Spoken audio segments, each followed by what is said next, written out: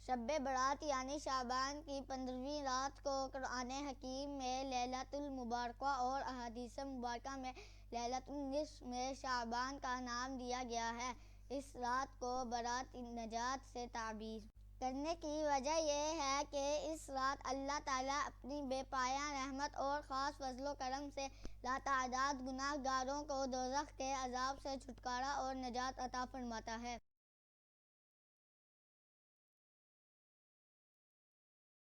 اللہ رب العزت نے بعض چیزوں کو بعض پر فضیلت اور رتبہ سے نوازا ہے، جیسا کہ مدینہ منورہ کو تمام شہروں پر فضیلت حاصل ہے، وادی مکہ کو تمام وادیوں پر، بئر زمزم کو تمام کنووں پر، مسجد حرام کو تمام مساجد پر، سفر معراج کو تمام سفروں پر، ایک مومن کو تمام انسانوں پر، ایک ولی کو تمام مومنوں پر، صحابی کو تمام ولیوں پر، نبی کو تمام صحابہ پر، رسول کو تمام نبیوں پر، اور رسولوں میں تاجدار کائنات حضور نبی اکرم صلی اللہ علیہ وآلہ وسلم خاص فضیلت کے حامل ہیں۔ اللہ رب العزت نے اسی طرح بعض دنوں کو بعض پر فضیلت دی ہے۔ یوم جمعہ کو ہفتہ کے تمام ایام پر، ماہ رمضان کو تمام مہینوں پر، قبولیت کی ساعت کو تمام ساعتوں پر، لیلۃ القدر کو تمام راتوں پر اور شب برات کو دیگر راتوں پر فضیلت دی ہے۔ احادیث مبارکہ سے شعبان المعظم کی 15ویں رات کی فضیلت و خصوصیت ثابت ہے، جس سے مسلمانوں کے اندر اتباع و اطاعت اور کثرت عبادت کا ذوق و شوق پیدا کرنے کی ترغیب ملتی ہے۔ عرف عام میں اسے شب برات یعنی دوزخ سے نجات اور آزادی کی رات بھی کہتے ہیں۔ لفظ شب برات احادیث مبارکہ کے الفاظ اتقا من النار کا بامحاورہ اردو ترجمہ ہے۔ اس رات کو یہ نام خود رسول اللہ صلی اللہ علیہ وآلہ وسلم نے عطا فرمایا، کیونکہ اس رات رحمت خداوندی کے طفیل لاتعداد انسان دوزخ سے نجات پاتے ہیں۔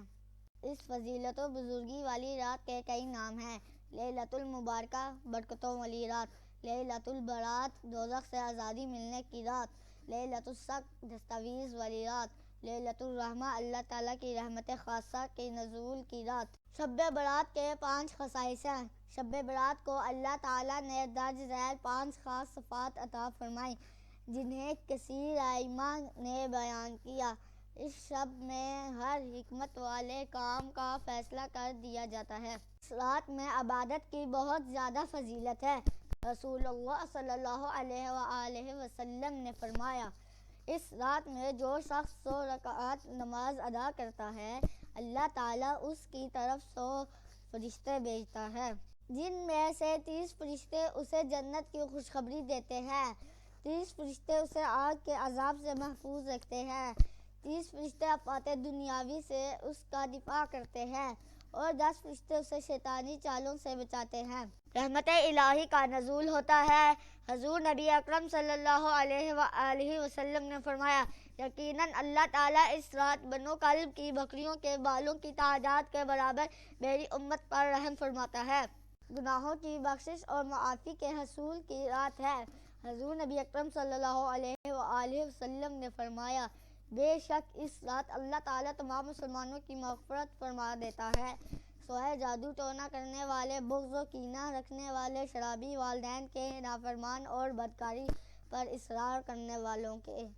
اس رات اللہ تعالیٰ نے اپنے رسول کریم صلی اللہ علیہ وآلہ وسلم کو مکمل شفاعت عطا فرمائی، اور وہ اس طرح کہ حضور نبی اکرم صلی اللہ علیہ وآلہ وسلم نے شعبان کی 13ویں رات اپنی امت کے لیے شفاعت کا سوال کیا تو آپ صلی اللہ علیہ وآلہ وسلم کو تیسرا حصہ عطا فرمایا گیا۔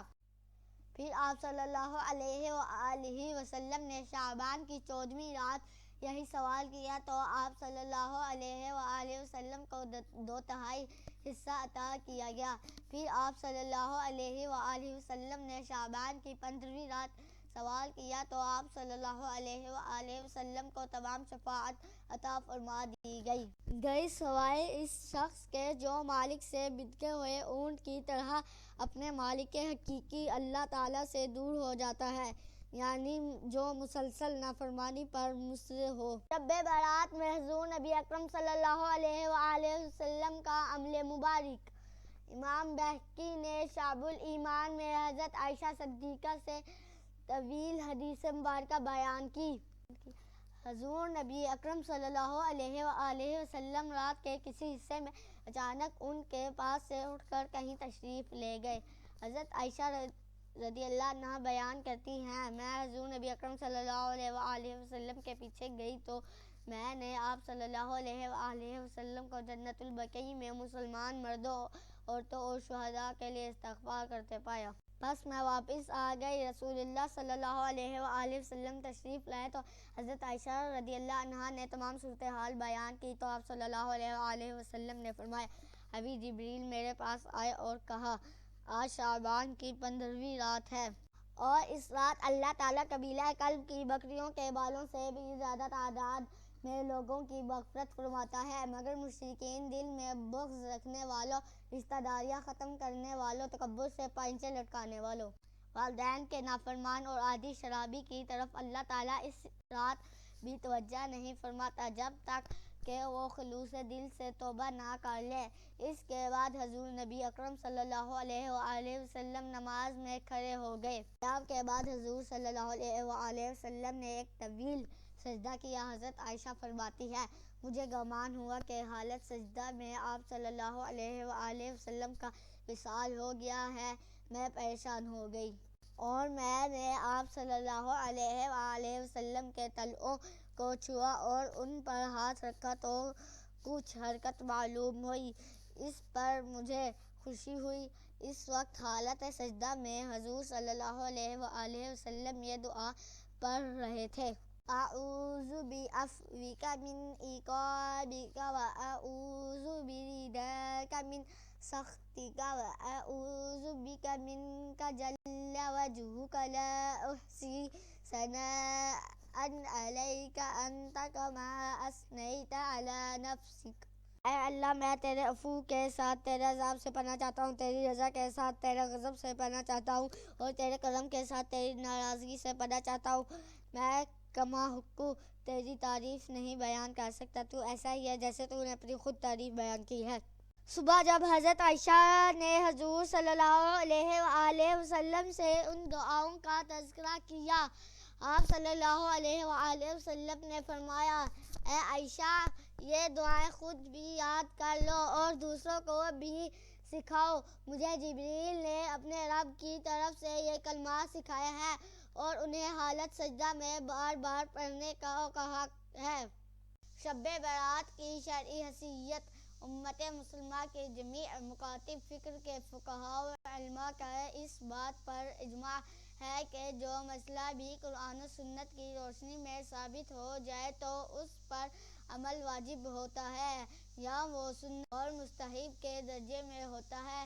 وہ احادیث مبارکہ جو شب برات کی فضیلت کو اجاگر کرتی ہیں، بہت سے صحابہ کرام سے مروی ہے۔ ان میں حضرات سیدنا ابو بکر صدیق، سیدنا مولا علی المرتضیٰ، ام المؤمنین عائشہ صدیقہ، عبداللہ بن عمرو بن العاص، معاذ بن جبل، ابو ہریرہ، ابو ثعلبہ الخشنی، عوف بن مالک، ابو موسیٰ اشعری، ابو امامہ الباہلی اور عثمان بن ابی العاص رضوان اللہ علیہم اجمعین کے نام شامل ہیں۔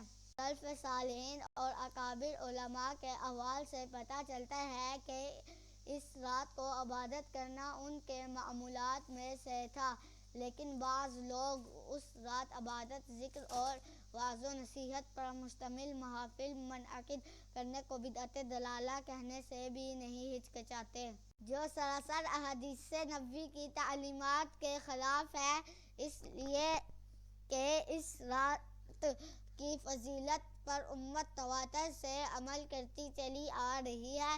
شب برات کی حجیت اس بات سے بھی ثابت ہوتی ہے کہ شروع سے ہی صحابہ کرام، تابعین، تبع تابعین اور تمام ائمہ حدیث بشمول ائمہ صحابہ ستہ میں اکثر نے شب برات کا تذکرہ کیا اور اپنی کتب حدیث میں بابُ ما جاء فی لیلۃ النصف من شعبان، یعنی شعبان کی 15ویں رات کے عنوان سے مستقل ابواب بھی قائم کیے۔ شیخ الاسلام ڈاکٹر محمد طاہر القادری مدد ظلہ العالی اپنے مختلف دروس قرآن و حدیث اور کتابوں میں شب بارات کی اہمیت و فضیلت پر وارد احادیث کی حجیت پر گفتگو کرتے ہوئے فرماتے ہیں۔ یہ بات واضح رہے کہ جب ائمہ حدیث اپنی کتاب میں کسی عنوان سے کوئی مستقل باب قائم کرتے ہیں اور وہ باب قائم کر کے اس کے تحت کئی احادیث لاتے ہیں تو اس سے مراد محض اپنی کتاب حدیث کا ایک باب قائم کرنا نہیں ہوتا بلکہ اس سے مقصود ان کا ایمان اور عقیدہ ہوتا ہے۔ ان کے کتب کے مطالعہ سے معلوم ہوتا ہے کہ امام ترمذی، نسائی، ابن ماجہ، احمد بن حنبل، ابن خزیمہ، ابن حبان، ابن ابی شیبہ، بزار، طبرانی، بہقی، ابن ابی عاصم، ہیثمی۔ الغرض تمام ائمہ حدیث کا یہی عقیدہ تھا اور اسی پر ان کا عمل بھی تھا اور اس رات وہ خود بھی اختصاص و اہتمام کے ساتھ جاگ کر عبادت کرتے، روزہ رکھتے، قبرستان جاتے اور جمعی امت مسلمہ کے لیے بخشش و مغفرت کی دعائیں کرتے۔ شیخ الاسلام اس حوالے سے مزید فرماتے ہیں: 10 کے قریب صحابہ کرام رضی اللہ عنہم سے مختلف اسناد کے ساتھ درجنوں کتب احادیث میں مختلف مضامین سے شب برات اور اس کی اہمیت و فضیلت پر احادیث وارد ہوئی ہیں۔ لیکن پھر بھی اس حوالے سے یہ کہنا ہے کہ فلاں حدیث میں ضعف ہے، فقط ہٹ دھرمی یا لا علمی ہے۔ محدثین کرام فرماتے ہیں کہ اگر حدیث ایک سند کے ساتھ آئی ہو تو اس کے ضعف پر کوئی بات کی جا سکتی ہے۔ لیکن برات کے حوالے سے احادیث تو 10 سے زیادہ صحابہ کرام روایت کرنے والے ہیں اور پھر ہر صحابی کی سند جدا جدا ہے، جس کا مطلب ہے کہ اتنے ہی جدا جدا تابعین نے اور ان سے تبع تابعین نے اور ان سے ائمہ حدیث نے اتنی ہی الگ الگ سندوں کے ساتھ انہیں روایت کیا ہے اور یہ سندیں اتنی زیادہ بنتی ہیں کہ اگر ایک سند میں کسی وجہ سے ضعف پایا بھی جائے تو دوسری سند اس کے تقویت دے دیتی ہے۔ اگر اس میں بھی ضعف ہے تو تیسری سند اسے تقویت دے دیتی ہے۔ پھر اتنے ائمہ احادیث نے مختلف سندوں کے ساتھ ان احادیث کو روایت کیا ہے کہ اس کے بعد کسی ضعف کی مجال نہیں رہ جاتی اور محدثین کے ہاں وہ حدیث صحیح شمار ہوتی ہے۔ مزید یہ کہ جمیع محدثین کے ہاں اصول حدیث کا متفق علیہ قاعدہ ہے کہ فضائل اعمال میں حدیث ضعیف بھی مقبول ہوتی ہے۔ شب برات کے حوالے سے احادیث کو بہت سارے صحابہ کرام نے روایت کیا ہے۔ لہٰذا یہ تصور ذہن میں نہیں آنا چاہیے کہ کسی ایک روایت اور سند پر کسی ایک نے لکھ دیا کہ اس میں ضعف ہے تو اسے اٹھا کر معاذ اللہ پھینک دیا جائے۔ لوگوں کو یہ بھی نہیں پتہ کہ ضعف کہتے کسے ہیں۔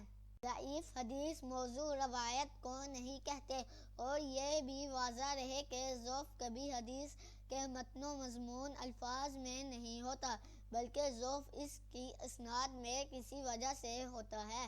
اگر ایک سبب سے ایک سند میں ضعف ہے اور دوسری سند اس سے قوی آ جائے تو اس پہلی سند کا ضعف بھی ختم ہو جاتا ہے۔ بعض لوگ صرف اپنی کم علمی کی وجہ سے لوگوں کے ذہنوں پر پراگندہ کرتے ہیں۔ شب برات کی فضیلت و اہمیت پر اتنی کثرت کے ساتھ احادیث حسنہ و صحیحہ وارد ہوئی ہیں اور ائمہ احادیث نے باقاعدہ ابواب قائم کیے ہیں، لہٰذا اس کی فضیلت و اہمیت کا انکار کرنا سوائے جہالت اور لا علمی اور کتب و ذخیرہ احادیث سے بے خبر ہونے کے اور کسی چیز پر دلالت نہیں کرتا۔ شب برات اور صحابہ کرام کے معمولات: شب برات ایک انتہائی فضیلت و بزرگی والی رات ہے۔ اس رات کے متعلق تقریباً 10 جلیل القدر صحابہ کرام، حضرت ابوبکر، حضرت علی المرتضیٰ، حضرت عائشہ صدیقہ، حضرت معاذ بن جبل، حضرت ابو ہریرہ، حضرت عوف بن مالک، حضرت ابو موسیٰ اشعری، حضرت عبداللہ بن عمرو بن عاص، حضرت ابو ثعلبہ الخشنی، حضرت عثمان بن ابی العاص سے مروی احادیث مبارکہ ہیں۔ ذیل میں شب برات کے حوالے سے چند ایک صحابہ کرام کے اقوال اور ان کے معمولات کا جائزہ لیا جاتا ہے۔ حضرت علی علیہ السلام فرماتے ہیں: یعجبنی ان یفرغ الرجل نفسہ فی اربع لیال، لیلۃ الفطر ولیلۃ الاضحیٰ ولیلۃ النصف من شعبان واول لیلۃ من رجب۔ مجھے یہ بات پسند ہے کہ ان 4 راتوں میں آدمی خود کو تمام دنیاوی مصروفیات سے عبادت الہی کے لیے فارغ رکھے۔ وہ 4 راتیں یہ ہیں: عید الفطر کی رات، عید الاضحیٰ کی رات، شعبان کی 15ویں رات، رجب کی پہلی رات۔ حضرت طاؤس یمانی فرماتے ہیں کہ میں نے حضرت امام حسن بن علی رضی اللہ عنہما سے 15 شعبان کی رات اور اس میں عمل کے بارے میں پوچھا تو آپ نے ارشاد فرمایا: میں اس رات کو 3 حصوں میں تقسیم کرتا ہوں۔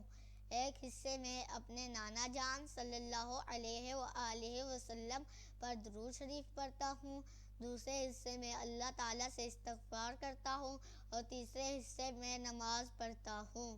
میں نے عرض کیا: جو شخص یہ عمل کرے اس کے لیے کیا ثواب ہوگا؟ آپ نے فرمایا: میں نے حضرت علی رضی اللہ عنہ سے سنا اور انہوں نے حضور نبی اکرم صلی اللہ علیہ وآلہ وسلم سے سنا۔ آپ صلی اللہ علیہ وآلہ وسلم نے فرمایا: اسے مقربین لوگوں میں لکھ دیا جاتا ہے۔ حضرت عبداللہ بن عمر رضی اللہ عنہما فرماتے ہیں: 5 لیال لا یرد فیہن الدعاء، لیلۃ الجمعۃ واول لیلۃ من رجب ولیلۃ النصف من شعبان ولیلۃ العید ولیلۃ النحر۔ 5 راتیں ایسی ہیں جن میں دعا رد نہیں ہوتی: جمعہ کی رات، رجب کی پہلی رات، شعبان کی 15ویں رات، عید الفطر کی رات اور عید الاضحیٰ کی رات۔ حضرت ابن عباس رضی اللہ عنہما نے فرمایا: اس رات میں ایک سال سے دوسرے سال تک دنیا کے معاملات کی تقسیم کی جاتی ہے۔ حضور غوث اعظم کا فرمان مبارک: شب برات فیصلے قضا، قہر و رضا، قبول و رد، نزدیکی و دوری، سعادت و شقاوت اور پرہیزگاری کی رات ہے۔ کوئی شخص اس میں نیک بختی حاصل کرتا ہے اور کوئی مردود ہو جاتا ہے۔ ایک ثواب پاتا ہے اور دوسرا ذلیل ہوتا ہے، ایک معزز و مکرم ہوتا ہے اور دوسرا محروم رہتا ہے۔ ایک کو اجر دیا جاتا ہے جبکہ دوسرے کو محروم کر دیا جاتا ہے۔ کتنے ہی لوگوں کا کفن دھویا جا رہا ہے اور وہ بازاروں میں مشغول ہیں۔ کتنی قبریں کھودی جا رہی ہیں لیکن قبر میں دفن ہونے والا اپنی بے خبری کے باعث خوشی اور غرور میں ڈوبا ہوا ہے۔ کتنے ہی چہرے کھلکھلا رہے ہیں حالانکہ وہ ہلاکت کے قریب ہیں۔ کتنے مکانوں کی تعمیر مکمل ہو گئی ہے لیکن ان کا مالک موت کے قریب پہنچ چکا ہے۔ کتنے ہی بندے رحمت کے امیدوار ہیں بس انہیں عذاب پہنچتا ہے، کتنے ہی بندے خوشخبری کے امید رکھتے ہیں بس وہ خسارہ پاتے ہیں۔ کتنے ہی بندوں کو جنت کی امید ہوتی ہے پھر ان کو دوزخ میں جانا پڑتا ہے۔ کتنے ہی بندے اللہ تعالیٰ سے ملاقات کے امیدوار ہوتے ہیں لیکن وہ جدائی کا شکار ہوتے ہیں۔ کتنے ہی لوگوں کو عطائے خداوندی کی امید ہوتی ہے لیکن وہ مصائب کا منہ دیکھتے ہیں، اور کتنے ہی لوگوں کو بادشاہی کی امید ہوتی ہے لیکن وہ ہلاک ہوتے ہیں۔ شب برات میں عبادت کیسے کی جائے؟ اس رات میں اکیلے عبادت کرنا اور اجتماعی طور پر عبادت کرنا دونوں ہی طریقے ائمہ سے ثابت ہیں۔ اس رات جاگنا عبادت کرنا چونکہ مستحب عمل ہے لہٰذا ہماری رائے کے مطابق اسے انسانی طبیعت اور مزاج پر چھوڑنا چاہیے۔ جس طریقے میں کسی کی طبیعت اور مزاج کیف و سرور اور روحانی حلاوت محسوس کرے اسے چاہیے کہ وہ وہی طریقہ اختیار کرے۔ کیونکہ اس رات کا اصل مقصود تزکیہ و تصفیہ قلب ہے، سو جسے جس طریقے میں حلاوت ایمانی نصیب ہو اسے اسی پر عمل کر لینا چاہیے۔ بعض لوگوں کی طبیعت خلوت پسند ہوتی ہے اور انہیں تنہائی میں عبادت اور گریہ زاری کرنے سے حلاوت و سکون اور ذہنی یکسوئی ملتی ہے۔ سودا اس طریقے کی اختیار کر لے اس میں کوئی مضائقہ نہیں۔ اس کے برعکس بعض لوگ اجتماعی طور پر عبادت کرنے میں زیادہ آسانی راحت محسوس کرتے ہیں، لہٰذا ان کے لیے اس طریقے پر عمل کرنے میں رخصت ہونی چاہیے، کیونکہ یہ عمل بھی ائمہ سے ثابت ہے۔ بلکہ آج کا دور چونکہ سہل پسندی اور دینی تعلیمات سے بہرہ روی کا دور ہے، اس دور میں وہ لوگ بھی کم ہیں کہ جن کے گھر اور راتیں قیام اللیل کے نور سے جگمگاتی ہیں، اور طبیعتوں میں اتنی مستقل مزاجی بھی نہیں رہی کہ لوگ گھروں میں رات بھر جاگ کر چستی و مستعدی سے عبادت و اذکار ادا کر سکیں۔ تنہائی میں کچھ دیر عبادت سے ہی سستی اور نیند کے ہتھیار کے ذریعے شیطان لعین ان پر غلبہ حاصل کر لیتا ہے، لہٰذا اگر اجتماعی عبادت سے لوگوں میں دین سے رغبت اور عبادت میں مستعدی پیدا ہوتی ہے تو ان کے لیے اجتماعی طور پر عبادت کرنا مستحسن عمل ہے۔ اجتماعی طور پر عبادت کرنے میں تعلیم و تربیت کا عمل بھی پایا جاتا ہے۔ دینی تعلیمات اور نوافل و اذکار کی ادائیگی سے بہرہ لوگ بھی آسانی سے اجتماعی عمل میں شریک ہو کر اپنی عبادت کی ادائیگی کر لیتے ہیں، اور جو چیزیں معلوم نہیں ہوتی وہ جان لیتے ہیں۔ اس امر کا خیال رہے کہ جو اجتماعی عبادت کسی عالم باعمل کی زیر و تربیت و نگرانی ہونی چاہیے، جو لوگوں کی فکری اور روحانی اور ہر دو حوالوں سے تربیت و اصلاح بھی کر سکے۔